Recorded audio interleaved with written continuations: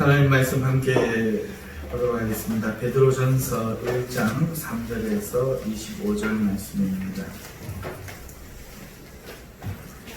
베드로전서 1장 3절에서 25절 말씀입니다.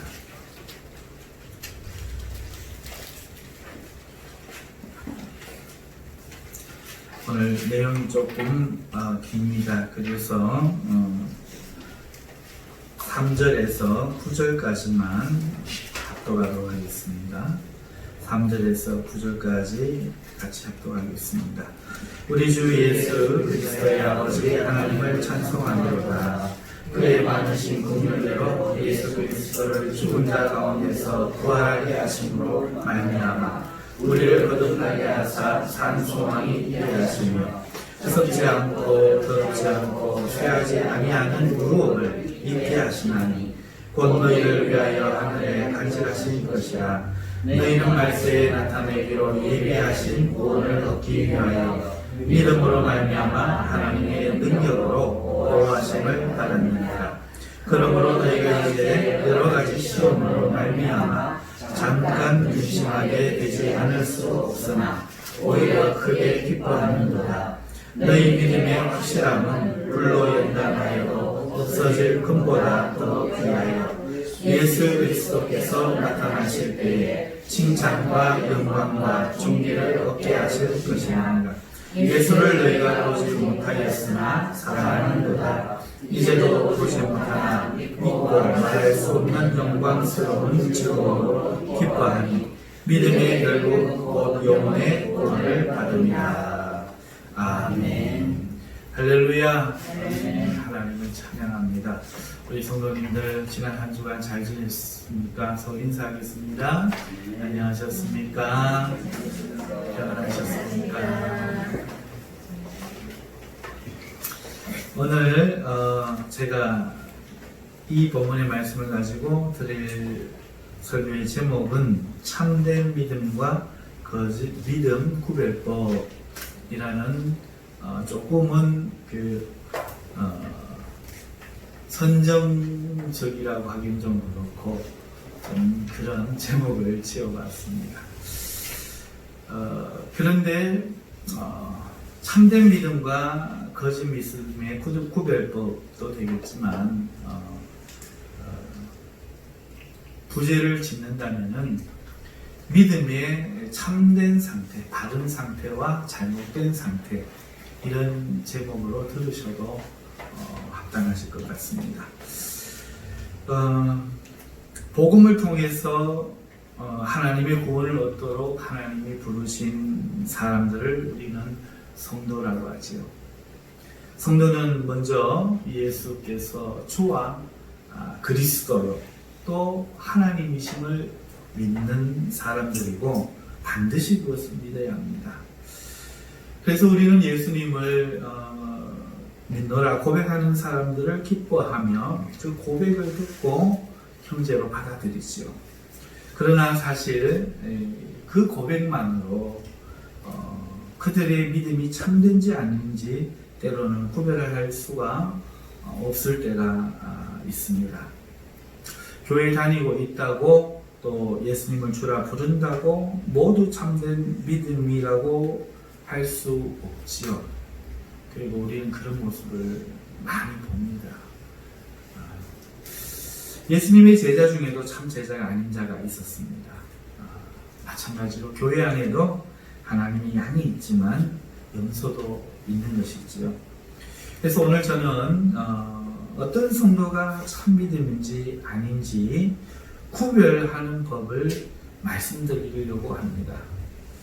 그러나 저의 강조점은 남을 구별하는 것이 아니라 오늘 말씀을 듣는 성도 자신이 내가 참 믿음의 상태인지 아니면 잘못된 믿음의 상태인지를 보기 위하여 말씀을 드리는 겁니다.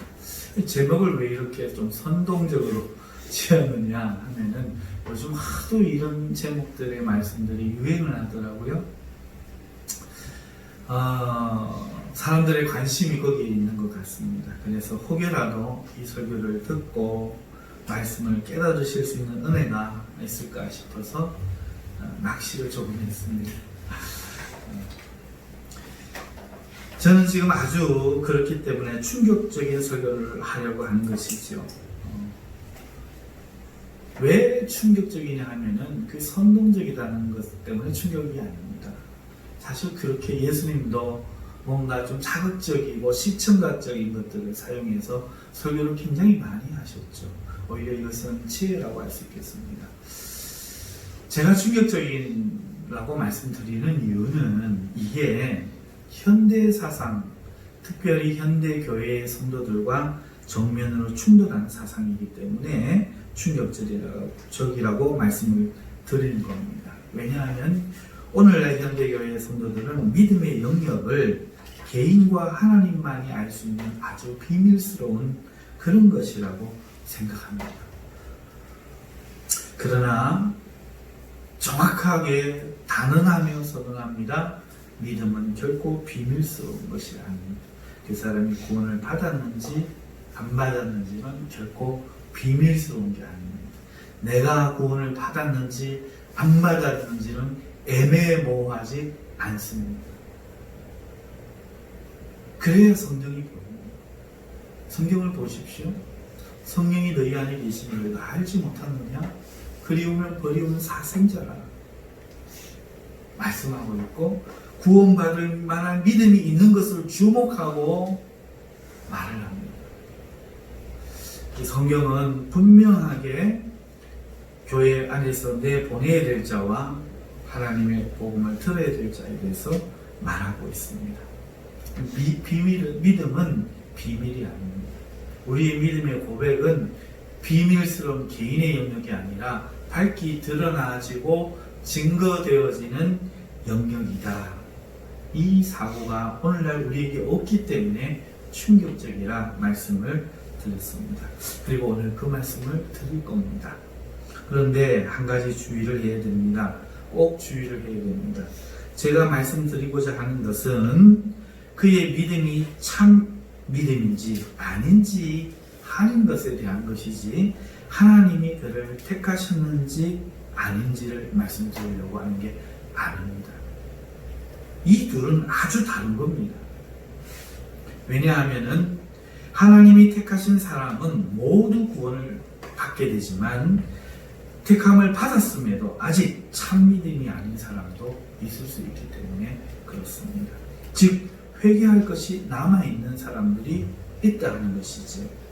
그리고 어떤 사람은 신앙, 예수님을 주로 고백하지만 하나님이 택하시지 않은 사람일 수 있고, 따라서 그의 믿음은 가짜인 겁니다. 신약교회도 그렇게 예수님을 불렀지만 사도 바울이 후메네오라든지 쫓아낸 사람들이 분명히 있습니다.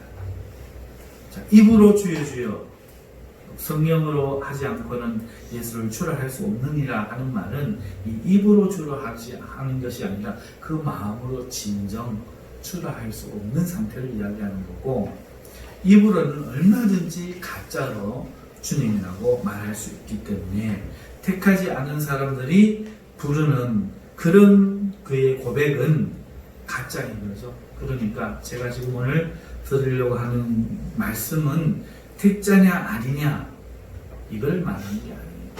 택한 자인데 참 믿음이냐 아니냐, 바른 믿음의 상태냐 잘못된 믿음의 상태냐, 이것에 대해서 말씀을 드리려고 하는 것입니다. 그렇다면 이제 성경을 통해서 참된 믿음과 거짓 믿음을 어떻게 구별할 수 있는지 알아보도록 하겠습니다. 먼저 살펴볼 것은 오늘 이 본 서신서는 모든 기독교인을 대상으로 하는 성경이라는 겁니다. 1절과 2절이 그것이죠. 예수 그리스도의 사도 베드로는 본도, 갈라디아, 갑바도기아, 아시아와 비두니아에 흩어진 나그네 곧 하나님 아버지의 미리 아심을 따라 성령이 거룩하게 하심으로 순종함과 예수 그리스도의 빛부림을 얻기 위하여 택하심을 받은 자들에게 편지하노니, 이렇게 말씀합니다. 온 세상에 흩어진 나그네라고 편지의 대상을 밝히고 있습니다. 예수 그리스도의 핏부림을 얻기 위해 택하심을 받은 자들, 곧 성도를 지칭하는 것이지요. 이 성도들은 그 믿음으로 하나님의 구원을 얻게 하기 위하여 하나님의 보호를 받는 사람들입니다. 5절이죠. 너희는 말세에 나타내기로 예비하신 구원을 얻기 위하여 믿음으로 말미암아 하나님의 능력으로 보호하심을 받았느니라. 성도는 세상에 흩어져 사는데 그가 하나님을 믿는 믿음으로 하나님께 보호를 받는 자들, 그냥 위험에 처해 있는 자들이 아니라 보호를 받는 자들입니다. 그러면 왜 보호를 받는 자들이라는 이걸 먼저 말씀하느냐 하면 성도들의 삶이 평탄한 길만 걷는 것이 아니기 때문에 그렇습니다. 오히려 성도는 환난을 만납니다. 이게 이상하죠. 우리는 예수님을 믿으면 모든 게 잘 될 거라고 생각하는데 오히려 예수님을 믿으면 환난 만나는 일이 있습니다. 평안하던 삶이 풍랑을 만난 밤바다 위에, 배 위에 그 제자들처럼 그렇게 될 가능성이 상당히 큽니다. 왜냐하면 그 환난을 통해 그의 믿음이 연단받고 훈련받기 때문에 하나님이 허락하신 것입니다. 6절과 7절입니다. 같이 읽겠습니다. 그러므로 너희가 이제 여러 가지 시험으로 말미암아 잠깐 근심하게 되지 않을 수 없으나 오히려 크게 기뻐하느니라. 너희 믿음의 확실함은 불로 연단하여도 없어질 금보다 더 귀하여 예수 그리스도께서 나타나실 때에 칭찬과 영광과 존귀를 얻게 할 것입니다. 자, 먼저 5절에 보호함을 받았다라고 말을 해놓고 그 말하는 이유가 뭐죠? 6절, 7절에 나타난 것처럼 시험을 만나니까 이거 내가 지금 안전한 건가? 바른 길 가는 건가? 이런 생각을 든다는 겁니다. 하나님이 보호하신다면서 왜 환난을 당하느냐? 이유가 나타나지요. 마지막 날에 주님 나타나신 그날에 우리가 영광과 존귀와 칭찬을 받기 위해서 받는다 하는 것입니다. 환난을 받아야만 참 믿음이 되는 것입니다. 하나님은 성도를 구원받도록 하시기 위해서 믿음을 주시는데 그 믿음이 참되어 구원받을 수 있도록 연단하시는 방법이 시험, 환난이라는 겁니다. 그러니까 우리가 시험 받을 때에 두려워하면 안 됩니다.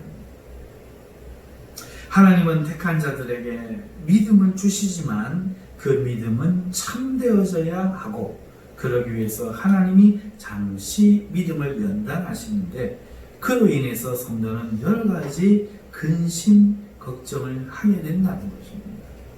그러나 오히려 그로 인해서 하나님께 준비된다. 참 믿음으로 바뀌어진다 하는 것입니다.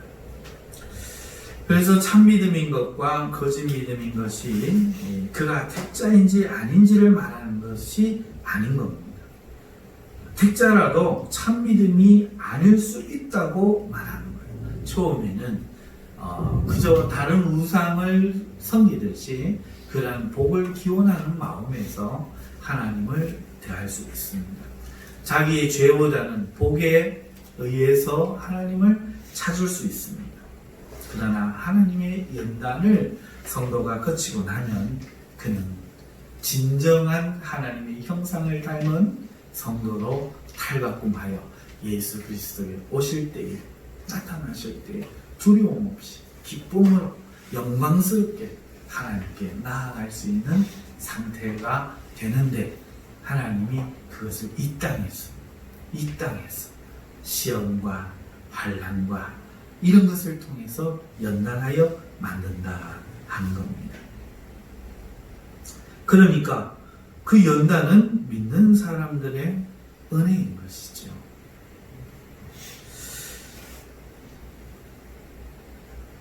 자, 그렇다면 베드로 사도는 연단받는 참믿음에 대해서 이제 어떻게 말하고 있는지를 이번에 살펴보아야 되겠습니다. 자, 연단에 대해서 이야기를 했습니다. 그러면 이렇게 연단받은 진짜 믿음은 어떤가? 첫 번째, 먼저 참 믿음은 이 땅에서 구원을 받는다라고 말하고 있습니다. 참 믿음은 이 땅에서 구원받는 믿음입니다. 8절을 보겠습니다. 예수를 너희가 보지 못하였으나 사랑하는도다. 이제도 보지 못하나 믿고 말할 수 없는 영광스러운 즐거움으로 기뻐하니. 9절, 믿음의 결국 곧 영혼의 구원을 받음이라. 8절 끝에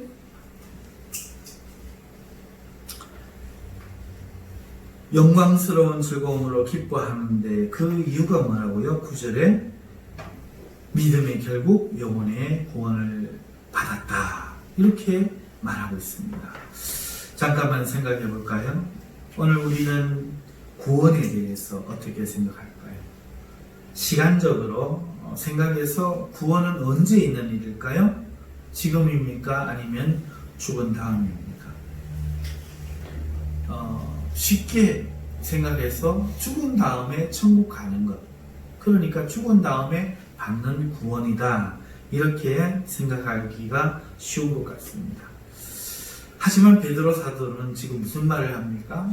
지금 오늘 이 땅에서 죽어서가 아니라 살아서 이미 받는 구원을 말하고 있습니다. 무슨 구원이죠? 영혼의 구원. 육체의 구원이라고 말하지 않습니다. 여기서 우리는 구원에 대한 분명한 사실 한 가지를 알 수 있는 거죠. 여러분, 애매모호하지 않지요? 분명한 겁니다. 그게 뭡니까? 구원이 두 부분으로 나누어져서 성취된다 하는 거죠. 성도의 구원은 두 부분입니다. 먼저는 우리의 육체가 구원을 받는 것인데, 이 육체의 구원은 죽어서 혹은 부활할 때나 혹은 주님 오실 때에 받습니다. 하지만 영혼의 구원은 지금 이곳 이 땅에서 살아서 받는다는 사실, 오늘 이것이 본문에 기록되어 있는 것이죠. 이것이 신학에서 하나님 나라가 이미 왔고 아직 오고 있다고 말할 때, 이미 온 하나님의 나라는 영혼을 구원하는 것이며, 올 하나님의 나라는 육체와 물질과 세상을 새롭게 한다는 뜻 아니겠습니까? 구원은 두 가지로 이루어집니다. 그러면 어떻습니까? 오늘 우리가 살아서 영혼의 구원을 받아야 합니까? 아니면 죽어서 받아야 합니까? 그렇습니다. 지금 바로 오늘 이 자리에서, 오늘 이 땅에서 우리는 영혼의 구원을 받아야 하는 것입니다. 여러분, 이 사실을 알고 계세요? 그렇기 때문에 너희가 구원을 받았는지 안 받았는지를 묻고 있는 겁니다. 성령이 있는지 없는지 묻고 있는 겁니다. 영혼의 구원을 받으면 분명히 표가 납니다. 표가 나지 않을 수 없는 거죠. 그 표가 뭡니까? 오늘 9절 8절의 말씀이죠. 예수를 보지 못했지만, 지금도 본 적이 없지만 사랑한다는 것입니다. 오늘 이 본문의 말씀을 읽는 이 시대의 사람들은 한 번도 예수님을 본 적도 없고 믿은 후에도 본 적이 없습니다. 사도 바울 같은 체험도 없어요. 하지만 예수님을 믿을 때에 그들의 영혼이 구원을 받은 증거로, 그 믿음의 결국, 믿음의 끝이라고 하죠. 예수님을 사랑한다는 겁니다. 그리고 말할 수 없는 즐거운 기쁨으로 기뻐하며 산다 하는 것이죠. 이것이 참 믿음이라고 말하고 있습니다.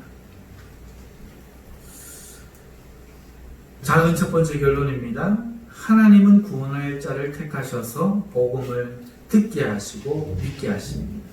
그 믿음을 통해 구원을 주시기 위함입니다. 그렇게 복음을 듣고 믿은 자는 하나님이 그 신기한 능력으로 그 믿음을 보호하고 있습니다. 그러면서 성도는 그 믿음이 참되어지도록 연단을 위하여 시험을 받게 되는 겁니다.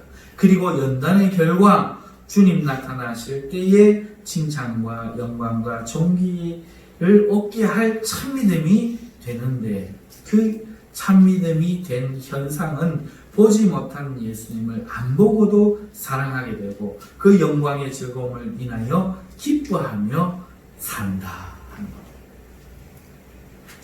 다시 말씀드립니다. 언제 이렇게 됩니까? 그렇죠. 연단을 거친 후에. 연단을 거친 후에. 우리는 늘 믿음의 싸움을 합니다. 예수님이 주와 그리스도요 하나님인 것에 대한 늘 싸움을 합니다. 가만히 생각을 해보십시오. 우리의 신앙의 고백이 뭡니까? 베드로의 고백 아닙니까? 이 터 위에라고 말하는 것은 그 고백의 터 아닙니까? 그 고백이 뭡니까? 주가 누굽니까? 예수님 아닙니까? 예수님을 주라고 부릅니다. 이 로드가 뭡니까? 왕 아닙니까? 나의 왕은 그리스도요. 무슨 말입니까? 왕은 나를 구원하시는 왕이시요. 이걸 고백한다는 게 뭡니까? 오늘 내 삶에 여러 가지 있을 때 그 고백의 그 구원의 대상이 돈이 아니라 친척이 아니라 내 지능이 아니라 내 능력이 아니라 하나님이심을, 예수님이심을 늘 믿고 살아간다는 거 아닙니까? 그런데 마귀는 늘 구원을, 이 돌이 떡대는 것, 떡이 너의 구원이다. 너의 신분이 너의 구원이다. 세상의 영광과 재물이 너의 구원이다. 늘 말하고 있지 않습니까? 오늘 우리는 우리 삶 속에서 무슨 일이 있을 때마다 의학이 있지만, 돈이 있지만, 그 다른 게 있지만 누가 우리를 구원하시는 분인 줄 고백합니까? 예수 그리스도. 앞길이 캄캄한 환란이 와도 세상 사람들은 벌벌 떨고 아이고 큰일 났다. 이 돈이 없으면 어떻게 내가 살아가랴. 이 건강이 없으면 어떻게 살아가랴 하지만 믿는 사람들은 무슨 싸움을 합니까? 믿음의 싸움을 안 합니까? 나의 왕께서는 구원자시다. 나를 구원하실 것이다. 믿기 때문에 두려움이 몰려와도 거부하는 거 아닙니까? 떠나가라. 나는 받아들일 수 없다. 오늘 예수님은 나의 구주시다. 구원하는 주님이시다. 그리고 그는 하나님이시다. 나는 그를 경배하는 것. 이게 우리 신앙의 고백 아닙니까? 그런데 마귀는 이것을 시험하기 위해서, 믿음을 갖지 못하게 하기 위해서 여러 가지 직장의 문제, 건강의 문제, 사람의 문제, 어떨 때는 바쁘게 해서, 어떨 때는 너무 평안하게 해서, 어떨 때는 너무 재미있는 것들을 통해서 우리를 끊임없이 시험합니다. 그리고 우리는 그 시험에 빠져서 연단받는 겁니다. 때로는 세상을 쫓아갑니다. 친구를 쫓아갑니다. 때로는 일을 쫓아갑니다. 그랬다가 어떻게 됩니까? 낭패를 당한 뒤에, 실망을 당한 뒤에 전부 여지요, 그렇게 나오는 거 아닙니까? 여기 누구 한 사람 제발로 내 하나님 멋진 분인 줄 알고 나는 나왔으면서 하고 나오신 분 손 들어보세요. 죄의 문제, 건강의 문제, 사람의 문제, 주님을 알지만 참믿음을 고백하지 못한 채 시험 들고 환난받고 연단받다가 마침내 그 시험을 통과했을 때 불로 연단한 그 금이 정금같이 나오는 것처럼, 불순물제가 하는 것처럼 우리의 믿음에 섞여있는 나의 모든 의심, 걱정, 염려, 모든 다른 의지하는 것들이 성령의 그 시험의 연단의 그 뜨거운 불 앞에 확 끌어서 다 태워지고 나면은 정금 같은 믿음이 딱 남는데, 그때는 귀신도 두려워하지 않고 죽음도 두려워하지 않고 칼이나 기근이나 전쟁이나 질병이나 그 어떤 것도 두려워할 수 없는 내 영혼에 받은 구원을 확신하고 주 예수를 사랑한다고 고백할 수 있는 그런 믿음으로 나타난다는 겁니다. 이게 정상이라는 거예요. 그러므로 참 믿음은 연단을 받은 후에 진정으로 예수 사랑에 이르러 기뻐하는 믿음이라 할 수 있겠습니다. 이 축복이 여러분들에게 있으시기를 축복합니다. 오늘 베드로 사도는 여기서 그치지 않아요. 오늘 현대교회 성도들의 설교는 어쩌면 여기서 그쳐야 될지도 몰라요. 왜냐하면 이 상태에도 아직 이르지 못한 사람들이 있을 수 있기 때문에 그래요. 그러나 오늘 우리는 베드로 사도를 따라서, 성령님을 따라서 참된 믿음의 나머지 모습도 살펴보기를 원합니다. 두 번째로 참 믿음은 나그네로 있을 때를 두려움으로 지내는 믿음입니다. 14절에서 17절의 내용이죠. 자, 이렇게 영혼의 구원을 이미 받은 사람, 이미라고 말했습니다. 이 땅에서 이미 그 영혼이 구원된 사람은 이제 육체의 구원을 기다려야. 하지만 아직 온전한 구원의 완성이 아니지 않습니까? 이 사실을 놓치면 안 됩니다. 기다림이 있다는 거예요. 그러나 현대사회 그리스도인들은 이 사실을 놓치고 살 때가 많은 것 같습니다. 이미 구원받았다고 말할 때 그 구원이 완성형으로 생각해서 방종하게 살고 마음대로 살고 두려움 없이 살아가는 모습이 보입니다.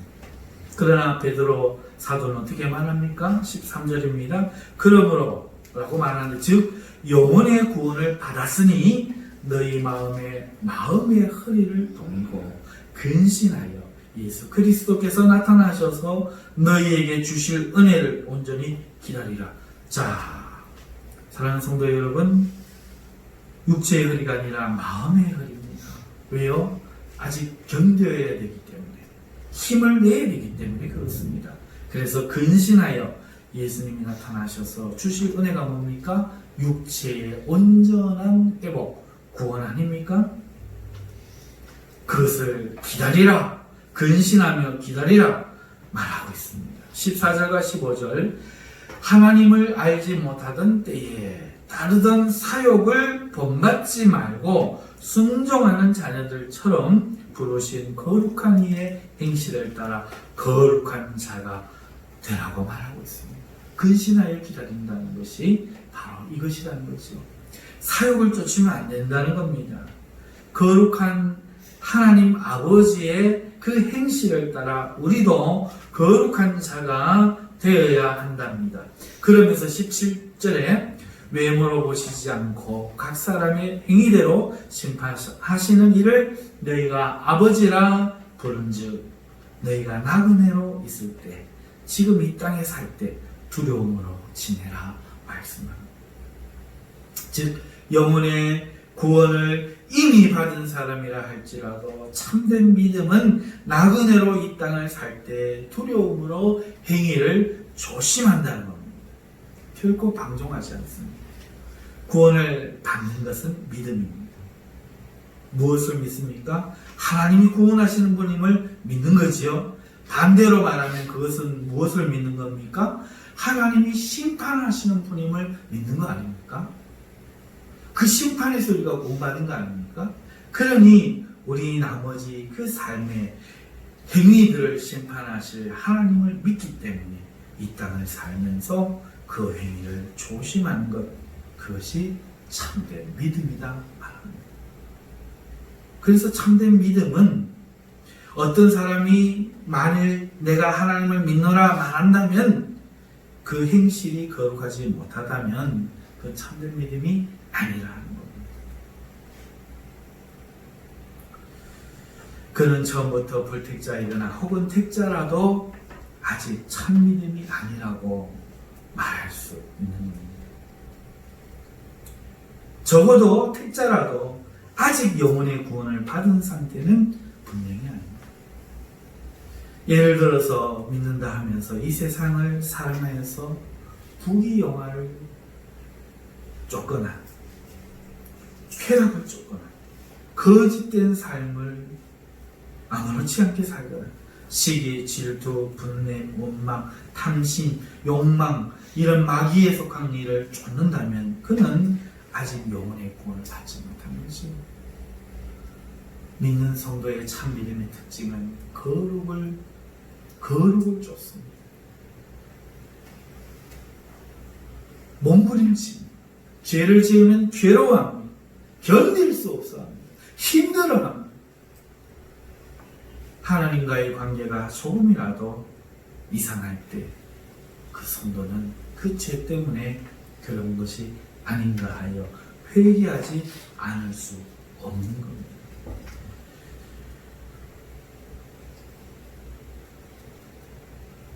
그가 아직 욕망을 쫓는다면 그는 예수를 사랑하지 않는 증거일지, 그에게는 아직 영혼의 구원인 증거인 예수 사랑과 영광스러운 즐거움의 기쁨이 없기 때문에 세상 기쁨을 구하는 것입니다. 그래서 참믿음은 이미 영혼의 구원을 받아 말할 수 없는 즐거운 기쁨으로 예수님을 사랑하기 때문에 초대교회를 살았던 성도들처럼 온갖 박해와 핍박이 오는데도 불구하고 마음의 허리를 동이고 근신하며 기쁨으로 그 시험을 받으며 예수님을 주라 말하기에 부끄러워하지 않으며 총칼 앞에 굴복하지 않으며 돈과 맛있는 것과 평안한 삶의 유혹을 뿌리치며 사자와 칼 앞에 두려워하지 않고 형제를 사랑하며 많은 죄가 있지만 그 죄를 물리치며 주실 주님의 은혜, 나타나셔서 주실 그 주님의 은혜, 그 은혜를 기다리며 살았던 것입니다. 이것이 그 초대교회는 일상적인 일이었는데 오늘날 우리에게는 참 보기 힘든 모습인 것 같아 마음이 아픕니다. 두 번째 작은 결론입니다. 참믿음은 거룩한 삶을 살기 위해 두려움으로 이 땅을 사는 삶입니다. 이제 우리는 두려움이라고는 찾아볼 수 없는 자를 그렇기 때문에 우리 가운데서 분별해 내야 합니다. 또 자신을 살펴야 합니다. 혹여 만일 자신이 그런 자라면 회개가 필요합니다. 돌이켜야 합니다. 이 땅을 살 때 하나님을 두려워하는 마음으로 자신의 행위를 거룩하게 하도록 애를 쓰고 노력하고 울부짖고 기도해야 합니다. 그냥 할 수 없습니다. 기도해야. 십자가 앞에 옛사람을 못 박을 때 그때 비로소 기도해야 성령의 능력이 나타나기 때문에 기도할 때 그때 비로소 우리는 이렇게 살 수 있습니다. 제가 이번에 카톡에 영상 하나 올려드렸죠. 추석 때 무당을 전도하는 한 목사님의 이야기입니다. 목사님이 기도 안 하고 가면 무당이 비웃는답니다. 기도 안 하면 안답니다.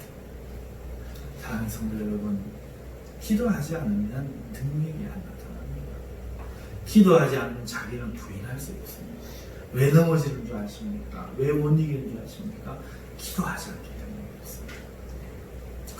세 번째로 참믿음은 믿음과 소망을 하나님께 두는 믿음입니다. 베드로 사도는 이제 구원받는 성도의 행위에 대해서 말을 했습니다. 그러나 그는 죽은 자의 행위와 산자의 행위를 구별할 필요성 때문에 죽은 자의 행실을 다루는데 18절 19절입니다. 너희가 알거니와 너희 조상이 물려준 행실에 대속함을 받은 것은 금이나 은같이 없어질 것으로 된 것이 아니요 오직 흠없고 정없는 어린 양 같은 그리스도의 보배로운 피로 된 것이니라 말씀하고 있습니다. 우리가 어디서 대속받았는가를 지금 말하고 있는데 그 대속받은 그 장소가 어디냐면 조상이 물려준 죽은 자의 헛된 행실이라고. 그렇다면 이 헛된 행실은 그럼 뭡니까? 율법을 가리키는 것이죠. 자, 율법의 헛된 행실에서 우리가 대속을 받았다. 그러면 율법을 지키는 것이 왜 헛되지요? 율법이 헛된 것입니까? 아니죠. 그렇다면 왜 헛되다고 말합니까? 율법은 하나님의 선한 뜻이 무엇인지 말하는 귀한 것이지만 이스라엘의 육체의 조상들은 율법에 나타난 하나님의 선한 뜻을 살피지는 않고 그 계명을 헛되이 지켰던 겁니다.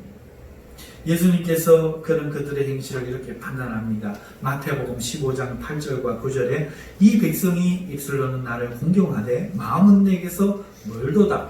사람의 계명으로 교훈을 삼아 가르치니 나를 헛되이 경배하는 도다. 라는 구약의 말씀을 인용하여 그 시대의 사람들을 비판하고 계십니다. 또 마태복음 23장 23절에 화 있을진저 외식하는 서기관들과 바리새인들이여 너희가 박하와 회양과 근처의 11조는 드리되 율법에 더 중한다. 정의와 긍휼과 믿음은 버렸도다 말씀하시고 또 24절에 이어 맹인된 인도자여 하루살이는 걸러내고 낙타는 삼키는도다 말씀합니다. 이들은 율법을 이들이 지키는 그 행위는 하나님을 사랑하고 기뻐하여서 그 계명을 기꺼이 지키고자 함이 아니었던 겁니다. 하나님이 저주만 피하여 그러기 위하여 눈속임하고 마지못해 지키는 척 흉내만 내어 그 행실에서 대속받았다는 겁니다. 즉 자기 의를 위해 율법을 지킴에 있어서 자기 의를 위해 자기가 의로운 자인 것처럼 하고자 나타내고자 계명을 이용할 뿐 하나님을 사랑하지 않았던 겁니다. 계명이 뭡니까? 하나님 사랑과 이웃 사랑임에도 불구하고 사랑하는 마음은 없이 안 지키면 심판받을 것 같으니까 듣는 척, 지키는 척 했다는 겁니다. 그것을 죽은 행실이라. 그 죽은 행실에서 거짓된 하나님을 사랑함이 없는 거기에서 대속받았다. 한번 들은 말 안 같습니까? 믿음의 결국 영혼의 구원을 받은 사람은 누구를 어떻게 한다고요? 예수님을 사랑합니다. 사랑하니까 예배당 오지 말아게도 오는 거고 11조 하지 말아게도 10에서 3조 4조도 하는 거고 기도하지 말아게도 왜 나는 기도해야 됩니다. 울며 3시간 4시간 기도하는 거고 죽을 것 같은데도 기도하는 거고 그게 어떻게 의무가 되겠어요? 그때 바리새인들이나 지금 아직 영혼의 구원에 이르지 못한 사람들은 죽은 육체의 행위 죽은 헛된 행실에 있는 거죠. 성경이 분명히 이야기하고 있지 않습니까? 애매모호하고 가리고 있지 않습니까? 눈이 멀어 보지 못하고 귀가 먹어 듣지 못하고 입이 있어도 말하지 못할 뿐이에요. 사랑하는 성도 여러분, 과거나 지금이나 구약이나 신약이나 하나님 사랑하는 게 영혼의 구원을 받은 상태예요. 그렇지 않고 자기를 위해 지키는 게 육체의 헛된 행실인 거죠. 나를 어찌하여 사랑했던가? 나 같은 죄인 정말 사랑하신다는 말인가? 그것을 믿을 때에, 그것을 믿고 받아들일 때에 주는 그리스도요 나가 이런 죄인임에도 나를 구원하기를 기뻐하시는 하나님을 믿고 받아들일 때 그의 영혼을 하나님 앞에 거둔다는 거죠. 구원 받는데 한번 구원 받아볼까? 이게 아니라는 거예요. 그런 사람은 지키기 위해서 헛된 행실을 한다는 거예요. 그러나 참 믿는 사람은 이미 구원을 받았기 때문에 육회, 상쾌, 통쾌하는 날이 이르렀기 때문에 복음을 들을 때에 우리의 죄를 회개하고 주 예수의 이름으로 세례를 받고 이제 옛사람인 나는 아버지 엄마의 이름으로 태어난 호적의 나는 죽고 하나님을 믿는 사람으로 새로이 거듭난 것. 그래서 내가 살아가는 것은 육체 가운데 사는 것은 내가 산 것이 아니요 내 안에 계신 예수님을 믿는 믿음으로 사는 것이라는 것을 분명히 아는 사람에게는 이것이 행위가 되지 않고 기쁨이요 권리가 됩니다. 절대로 예배를 의무로 하지 않습니다. 가로막아 보십시오. 죽여보십시오. 하나님과 하라 할 필요가 없는 겁니다. 못 받았기 때문에 해야 되는 겁니다. 기도 가고 싶어 못 견디고 말씀 보고 싶어 못 견디고 영혼이 즐겁기 때문에 하나님을 예배하는 것을 하고 싶어 못 견디는 것. 그게 바로 진짜 믿음, 참 믿음의 상태. 성경이 분명히 이야기하고 하고 있지 않습니까?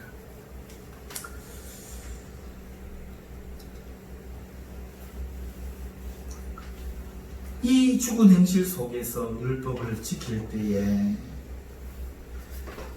그들의 소망은 하나님이 아니었던 것이죠. 그러니까 자기의 자기 행실입니다.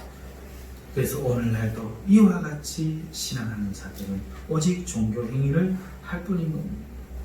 하나님을 사랑하여 교회 나오고 예배드리고 봉사해야 되는데 사람 눈 보고 자기 체면 생각하고 경제적인 이익을 위하여도 한 것입니다. 우리가 기억할 것은, 우리가 한 가지 생각할 것은, 물론 하나님을 사랑하는 참 성도도 사람의 체면이 있습니다. 사람의 눈을 의식합니다. 하지만 그게 다가 아닙니다. 그들의 마음에는 하나님을 향한 사랑이 더 큽니다. 그래서 그 사랑은 자신의 의로움에 자기를 기반하지 않고 죄인된 자기를 사랑해 주신 그 하나님의 기반을 두고 그 하나님을 인정하는 겁니다. 내가 목사인데 아이고 행실 이렇게 얘기지, 이걸 가지고 뭐라 하면 안 돼요. 사람은 체면이고 다 있어요. 그런데 죽은 행실에 있는 사람은 하나님 없고 오직 자기 체면만 있는 사람들이고, 그러나 내가 죄인임을 안 사람은 직분을 받고 나이가 있고 사회적 체면이 있기 때문에 조심은 하지만 그걸 의지하는 사람들이 아니라 하나님을 의지하고 믿음과 소망을 그에게만 두는 사람인 거죠. 세 번째 작은 결론입니다. 참 믿음은 믿음과 소망을 자신에게 두지 않고 오직 하나님께만 두는 겁니다. 죄인인 자신을 신뢰하지 않고 죄인을 구원하시는 하나님과 그의 사랑에 소망과 믿음을 두기 때문에 자신의 연약함에 흔들리지 않습니다. 때로 넘어질 때 절망하지 않습니다. 믿음이 변하지 않습니다. 그때라도 자기가 죄를 지을 때라도 자기가 올바르게 살고 있을 때라도 그는 항상 그 믿음과 소망을 하나님께만 둡니다. 이것이 참 믿음입니다. 네 번째로 참 믿음은 형제를 마음으로부터 뜨겁게 사랑하는 믿음이라고 베드로 사도는 말하고 있습니다. 22절입니다. 너희가 진리를 순종함으로 너희 영혼을 깨끗하게 하여 거짓이 없이 형제를 사랑하기에 이르렀으니 마음으로 뜨겁게 서로 사랑하라. 진리를 순종함으로 할 때, 이 진리를 순종함으로 라고 이렇게 말할 때 이 진리라는 것은 은혜로 우리를 구원하신 하나님의 복음을 이야기하겠지요. 이 복음을 믿은 자는 연단을 거쳐서 예수님을 사랑하기에 이르는다고 이미 우리는 들었습니다. 그리고 그는 자신이 죄인임을 알고 그런 자신을 사랑하는 하나님께만 소망을 두기 때문에 이제 더 이상 육체의 목적을 따라서 살지 않고 육체의 유익을 따라서 사람을 대하지 않습니다. 그것이 거짓이 없이 형제를 사랑하기에 이르렀으니 하는 말씀의 뜻인 거예요. 참 믿음은 자신이 죄인됨을 알고 또 형제도 자신처럼 죄인임에도 하나님의 구원을 받은 줄 알기에 그를 기뻐하는 겁니다. 이제 이런 성도는 자신의 유익을 위해 형제를 대하지 않습니다. 참 믿음의 성도는 깨끗한 사랑을 비로소 이제 할 수 있게 된 겁니다. 형제를 속일 필요가 없고 자기신의 유익을 위해 선한 척할 필요가 없습니다. 자기는 죽었기 때문에 옛날처럼 레벨에 맞는 사람 만나려고 하지 않습니다. 품격 생각하지 않습니다. 옛날처럼 내가 하나 주면 너도 하나 주고 이런 관계가 아닙니다. 참 믿음으로 하나님 앞에 서는 사람들은 오직 그 영혼이 우리를 구원하신 하나님 앞에 서 있기 때문에 서로가 죄 가운데 구원받은 그 사실을 순수하게 기뻐하고 그가 아직 그 믿음에 이르지 못하였다 할지라도 심히 안타까운 마음으로 위하여 기도해 주지 비난하지 않고 유익을 구하려고 하지 않습니다. 그래서 깨끗한 마음으로 사랑하기에 이르렀다 말하는 겁니다. 자, 그러니 이제 우리가 해야 할 일이 뭡니까? 서로가 뜨겁게 사랑하는 겁니다. 서로가 뜨겁게 사랑하는 겁니다. 형제를 미워한다면 그의 마음에는 하나님이 아직 계시지 않습니다. 버려야 돼요. 이것은 세상 것. 원수 같은 자를 사랑하라 하셨지 미워하라 하지 않으셨습니다. 최근에 가장 아픈 글은 제가 인터넷에 본 글은 어떤 유튜버가 신앙인이라는 유튜버가 목사인지 선교사인지 분명하진 않지만 김정은이를 미워하지 않는 목회자는 이단입니다. 이게 도대체 누구의 가르침입니까? 십자가에서 자기를 찌르는 로마 병사를 위하여 하나님 저를 불쌍히 여기시고 용서하여 주옵소서. 자기가 하는 일을 알지 못하나이다. 그러신 주님을 우리가 주로 섬기거든요. 그 찌르는 것이 옳다 말하는 것이지 아니지 않습니까? 그것은 틀렸지만 불쌍히 여겨달라고 기도하지 않습니까? 김정은이가 옳다라고 말하는 것이 아니지 않습니까? 그를 사랑하고 불쌍히 여겨 기도하는 게 그리스도인의 바른 마음이라 말하는 겁니다. 틀린 것을 맞다 인정하는 소리가 아니지. 그래서 미워하면 되지 않습니다. 사랑하여 안타까이 여겨야지. 대신에 틀린 건 틀렸다고 말할 줄 알아야 합니다. 그런데 지금 오늘 이 시대에 우리는 이 형제 사랑을 할 수 없는 그리스도인의 모습이 되었습니다. 많은 사람들이 편을 가르어서 싸우고 한쪽을 미워하고 달려가고 있습니다. 이 끝이 무엇이겠습니까? 교회의 괴멸이지요. 교회는 괴멸될 겁니다. 교회는 무너질 겁니다. 회개하지 않는다면, 미워하기를 그치지 않는다면 오히려 공산주의보다 더 악한 사람들이 될 수 있습니다. 우리는 누구를 향해도 돌을 던질 수 없는 사람들. 모든 사람은 하나님의 은혜가 아니면 죄인일 수밖에 없는 것입니다. 내가 비록 하나님의 은총으로 구원받았다고 해도 자랑이 될 수 없고, 따라서 불쌍히 여기고 틀린 건 틀렸다고 하되 사람은 사랑해야 되는 것입니다. 이것이 참 믿음인 줄 믿습니다. 결론을 맺습니다. 참 믿음은 분명히 거짓 믿음과 차이가 나고 구별됩니다. 그것도 아주 또렷하고 확실하게 구별됩니다. 흙과 백이 다르듯, 낮과 밤이 다르듯, 사랑과 미움이 다르듯 참 믿음과 거짓 믿음은 분명하게 구별됩니다.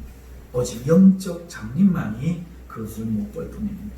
참 믿음은 첫째, 자신을 구원하신 예수님을 사랑하고 즐거워하며 기뻐합니다. 둘째, 죄를 두려워하며 거룩한 삶을 살기 위해 애씁니다. 셋째, 자신을 의지하지 않고 헛된 행실을 의지하지 않고 오직 소망과 믿음을 하나님께만 둡니다. 넷째, 형제를 깨끗한 마음으로 사랑합니다.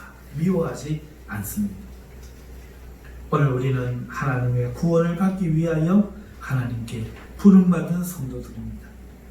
우리의 믿음은 영혼의 구원을 얻기 위해 연단을 받고 있습니다. 오늘 성도들 중에는 이미 연단을 끝내고 예수를 사랑하게 되어 영혼의 구원을 확신하며 믿음과 소망을 하나님께만 두고 형제를 깨끗한 마음으로 사랑하며 살아가는 성도들이 있을 것입니다. 그분들에게는 이 말씀이 참으로 기쁘고 행복한 자기 발견의 은혜의 시간이 될 줄 믿습니다. 그러나 아직 이 믿음의 연단을 통과하지 못하고 합격하지 못하고 상급반으로 올반하지 못하고 끝내지 못하여 영혼의 구원을 받은 증거가 없는 분들도 분명히 있을 것입니다. 그런 분들에게는 이 말씀이 다시 한번 기회가 되고 은총이 되어 주님께 바로 설 수 있는 계기가 되기를 주님의 이름으로 축복합니다. 삶 속에 많은 연단, 곧 시험과 환난이 이 구원의 믿음을 이루기 위한 하나님의 섭리일 수 있습니다. 그러니 두려워하지 마십시오. 절망하지 마십시오. 피하려고 하지 마십시오. 회피하려고 하지 마십시오. 맞서십시오. 그것은 절망이 아니라 기쁨입니다. 구원의 소망입니다. 지금은 비록 기쁘지 않을 수 있어도 하나님께 연단받는다는 것이 곧 택자임을 증명하는 것입니다. 이러한 분들은 소망과 믿음을 잊지 말고 끝까지 인내하여 구원의 복음을 믿음으로 붙잡으시기를 주님의 이름으로 축원합니다. 기도하겠습니다. 은혜로우신 하나님 아버지 감사합니다. 믿음의 역사는 분명하여 세상에 밝히 드러나는 등불과 같고 분명히 맛을 내는 성과 같아서 구분할 수 없는 것이